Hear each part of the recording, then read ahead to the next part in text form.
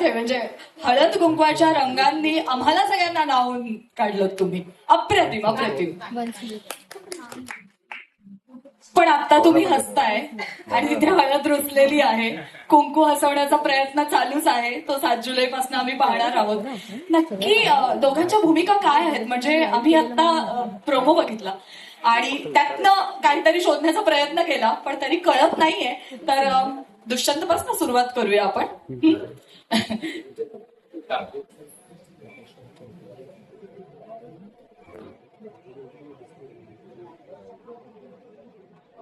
खरं तर ladies first असायला हवं, पण ठीक आहे.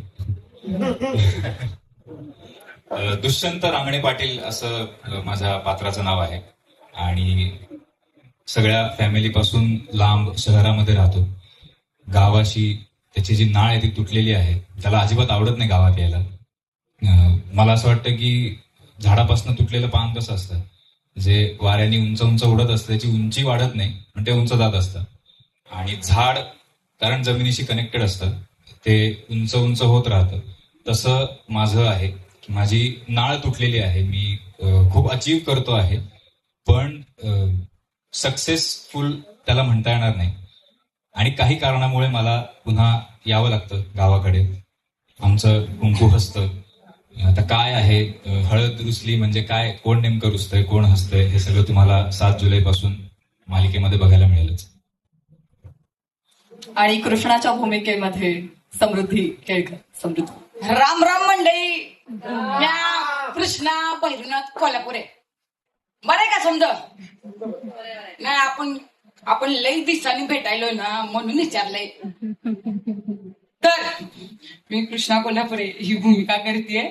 अतिशय समंजस, शांत, जिला शेतीची आवड आहे, गुरांविषयी प्रेम आहे, तिला कर्तव्याची जाणीव आहे, फॅमिलीला सांभाळणारी आणि सगळ्यांवर प्रेम करणारी अशी कृष्णा एक 2.5-3 वर्षानंतर पुन्हा एकदा मालिका विश्वात येते.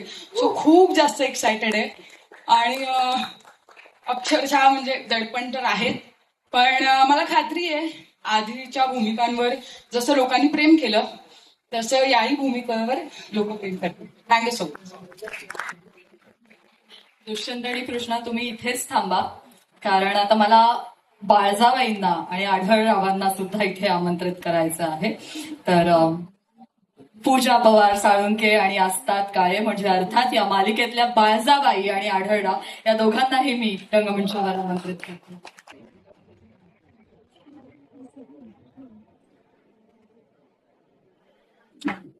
आता इथे पहिला प्रश्न मला बाळजाबाईंनाच विचारावा लागणार, एवढा दरार आहे.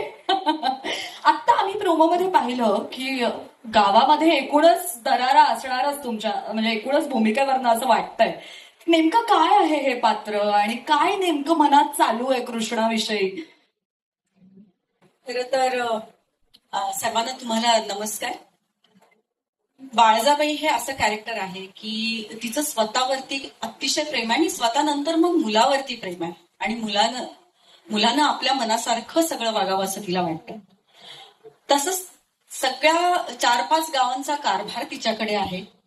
आणि ती जो निर्णय घेते तो काळ्या दगडावरची रेघ आहे, असा तिचा तो सगळा रुबाब आहे. आणि आपण आता प्रोमोमध्ये बघितला तो रुबाब त्या प्रोमोद्वारे दाखवण्यात आला आहे. आणि याच्यातूनच बाळजाबाई काय हे तुम्हाला सर्वांना दिसलं असेल. पण यामध्ये जसजसं आम्ही शूटिंग करतोय किंवा जसजशी स्टोरी पुढे येते, तर मी स्टोरी तुम्हाला सांगणार नाही कारण तुम्हालाच बघायचंय पुढे. पण थोडंसं सांगते की बाळजाबाई नुसतीच याच्यामध्ये विलन नसून तिला तिच्या मुलावरती अत्यंत प्रेम आहे. त्यामुळे ही भूमिका करताना मला खूप वेगवेगळ्या म्हणजे आपले कंगोरे दाखवण्यात येतील असं मला वाटतंय. कारण प्रत्येक माणसाशी डील करताना तिचा अभिनय वेगळा आहे. म्हणजे घरामध्ये जाऊ आहे, दीर आहे, दीरांचा मुलगा आहे, गावामध्ये ती कशी वागते, मुलाबरोबर कशी वागते, आणि तिला शह देणारी आपली जी हिरोईन आहे कृष्णा, ही गावामध्ये आता तयार झालेली आहे. आणि हिचा बंदोबस्त कसा करायचा या विचारात सध्या बाळजाबाई आहे. तर खूप मजा येते हे करताना, खूप इंटरेस्टिंग आहे. म्हणजे मी आजपर्यंत सिनेमे केले किंवा याच्या आधी सुद्धा खूप भूमिका केल्या. प्रत्येक भूमिकेवरती भूमिकेचा अभिनय करताना आपले कॅरेक्टर करताना अभिनेत्याला किंवा अभिनेतीला खूपच असं वाटत असतं की बाबा आता काय आहे, आता काय. तसंच मलाही वाटतंय, कारण ह्याच्या आधीच्या भूमिकाही खूप छान होत्या, पण ही सुद्धा जरा वेगळी आहे, डॅशिंग आहे, डॉन सारखी आहे. त्याच्यामुळे खरंच स्टार प्रवाहाचे खूप खूप हे म्हणजे आभार. आणि आमच्या स्मृती मॅमचे पण खूप खूप आभार की मला हा असा डॅशिंग रोल मिळाला आणि मला खूप मजा येते करताना. आणि हे कॅरेक्टर जे आहे हे कोल्हापूरचे आहे आणि माझे रूट्स जे आहेत, मी कोल्हापूरची आहे, त्याच्यामुळे त्यातल्या एक एक बारीक गोष्टी मला काढता आहेत. कारण लहानपणापासून मोठी होईपर्यंत प्रत्येक कॅरेक्टर मी बघितलेलं आहे, त्याच्यामुळे मला कॅरेक्टरचा काहीतरी अभ्यास केलेला आहे, बऱ्याच अनेक. त्याच्यामुळे त्यांचं काहीतरी पकडून मला याच्यामध्ये वापरता येतं आणि हा मला फायदा कोल्हापूरच्या भाषेचा किंवा मी कोल्हापूरची असल्याचा मला होतोय. आणि मला खूप खात्री आहे की ही प्रत्येकाला आवडणारी स्टोरी आहे, प्रत्येकाच्या घरामध्ये प्रत्येकाच्या कॅरेक्टरशी रिलेट करणारी ही स्टोरी आहे. तर सर्वांना आवडेल आणि आपण त्याचा आस्वाद घ्यावा. 7 जुलैपासून स्टार प्रवाहावर दुपारी 1 वाजता आमची मालिका हळद रुसली कुंकू हसली. थँक्यू. आढळराव. एकूणच घरांमध्ये सासरे प्रेमळ असतात किंवा थोडीशी सुनेची बाजू घेत असतात वगैरे असं चित्र एकूण घरांमध्ये आपल्याला पाहायला मिळतं. मात्र आता या घरात आम्हाला काय पाहायला मिळणार आहे, रांगणे पाटील कुटुंबियांमध्ये आम्हाला काय पाहायला मिळणार आहे, म्हणजेच आढळरावांची भूमिका कशी असणार आहे? सर्वप्रथम मी तुम्हा सगळ्यांचं मनपूर्वक स्वागत करतो. स्टार प्रवाह बरोबर माझं नातं किंवा मी स्टार प्रवाह या कुटुंबाचा जवळजवळ 13 वर्षांनी पुन्हा एकदा भाग झालोय. पुढचं पाऊल या मालिकेनंतर, या मालिकेच्या निमित्ताने. ही भूमिका स्वीकारण्यामागे हे एक महत्वाचं कारण होतंच की पुन्हा एकदा स्टार प्रवाह या आघाडीच्या वाहिनीवर काम करता येईल. दुसरं म्हणजे मराठी भाषेवर माझं अमर्याद प्रेम आहे आणि मराठी भाषा ही किती अंगांनी किती ढंगांनी बोलली जाऊ शकते हे एक नट म्हणून स्वतःला जोपासून बघायला, चोखंदळून बघायला संधी फार कमी वेळा मिळते.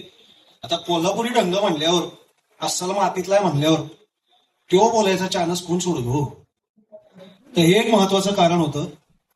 आणि सगळ्यात महत्वाचं कारण मला असं वाटतं की अशा प्रकारची भूमिका आजपर्यंत मी कधी केली नव्हती. म्हणजे माझ्या चेहऱ्यावर एक जन्मजात किंवा उपजत, माझ्या आईच्या भाषेतच सांगायचं तर हा माज कधी जाणार नाही चेहऱ्यावरचा, हा असल्यामुळे हे असं दबलेलं पात्र साकारणं हे एक नट म्हणून मला खूप आव्हानात्मक वाटलं. आढळरावांविषयी सांगायचं झालं तर या रांगणे पाटील कुटुंबामध्ये आढळरावांचं स्थान अजिबात आढळ नाही, ते पार रसातळाला गेलेलं आहे. म्हणजे आता सुद्धा बायजाबाई कोणाशी कसं इंटरॅक्ट करायचं हे सांगत असताना नवऱ्याला विसरले आहे, तुम्ही बघितलं असेल. इतकं त्याचं महत्व कमी आहे या कुटुंबामध्ये. हा मजा करताय ताई, ते पण म्हणजे बघू शकता तुम्ही. तर अशा प्रकारचं पात्र रंगवायला मूलभूत माझ्यासारख्या स्वभावाच्या नटाला, माणसाला खूप मजा येऊ शकते, माझ्या लक्षात आलं. मगाशी अभिषेक म्हणला ते एक पान ज्याची नाळ तुटली, ते वाऱ्यावर स्वार होऊन प्रगती या नावाखाली खूप उंच उंच उडतंय, पण त्याची झाडापासून नाळ तुटली, त्या झाडाला अनेक वेगळ्याच फांद्याही फुटले, त्या झाडाला काही बांडगुळही येऊन लागली, पण त्या झाडाची मुळं, त्या कुटुंबाची मुळं अजूनही मातीशी जपून ठेवली ती आढळरावांनी.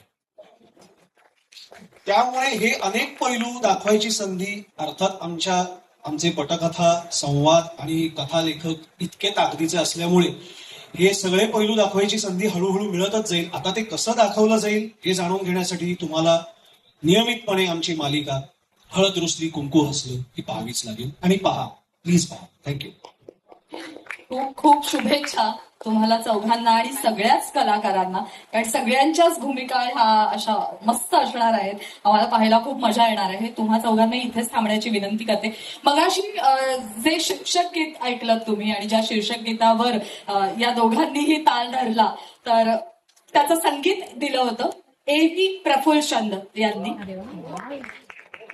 गीतकार आहेत वैभव देशमुख आणि गायिका आहे कस्तुरी वारवे.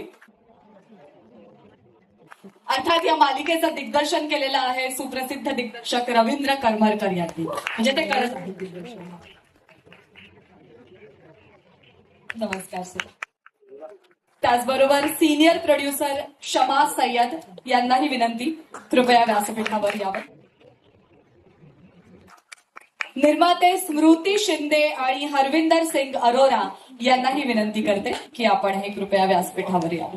प्रत्येक वेळेला वेगळा विषय असतो, आम्हाला अचंबित करणारा असतो, उत्कंठा वाढवणारा असतो. त्यातच ही मालिका येते. काय सांगाल या मालिकेविषयी? नमस्कार.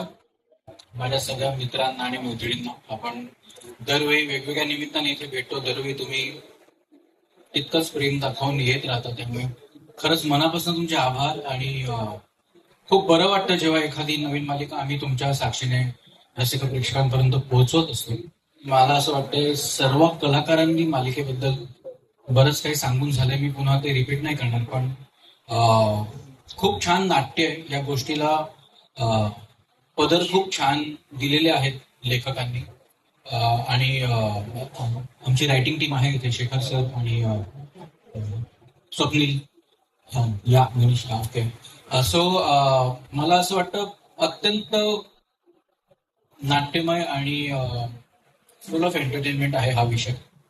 आम्हाला स्वतःला जेव्हा विषय मांडायची संधी मिळाली तेव्हा असं वाटलं की खूप मजा आहे. आपण हे नाट्य ह्या कास्टद्वारे खूप खूप प्रकर्षाने आणि खूप इम्प्रेसिव्हली रसिक प्रेक्षकांपर्यंत पोहोचवू शकतो.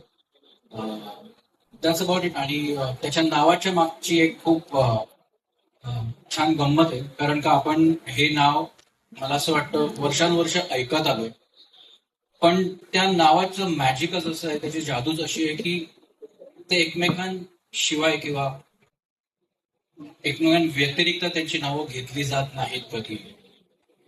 ते कितीही वेगळे वेगळे त्याचे स्वभाव असले तरी सुद्धा ते नेहमी एकत्रच असतात. आणि ह्या मालिकेचा गाभा तोच आहे. त्यामुळे माझी खात्री आहे की रसिक प्रेक्षकांना एक नाट्यमय पुरवणी बघायला मिळेल. सगळे इथे आल्याबद्दल. ठाणं इथे आय थिंक मोस्ट बाकीचे सगळे ठाण्यातूनच आलेले आहेत असं मला सांगण्यात आलं, पण तरी सुद्धा ट्रॅफिक आणि रस्ते सध्या इतकी सुपर अवस्था आहे की तिथे पोहोचणं सुद्धा. Thank you so much for coming. Satish Rajwade sir ही आम्हाला परत स्टार प्रवाहावरती काम करण्याची संधी दिल्याबद्दल खूप खूप आभार आहेत तुमचे.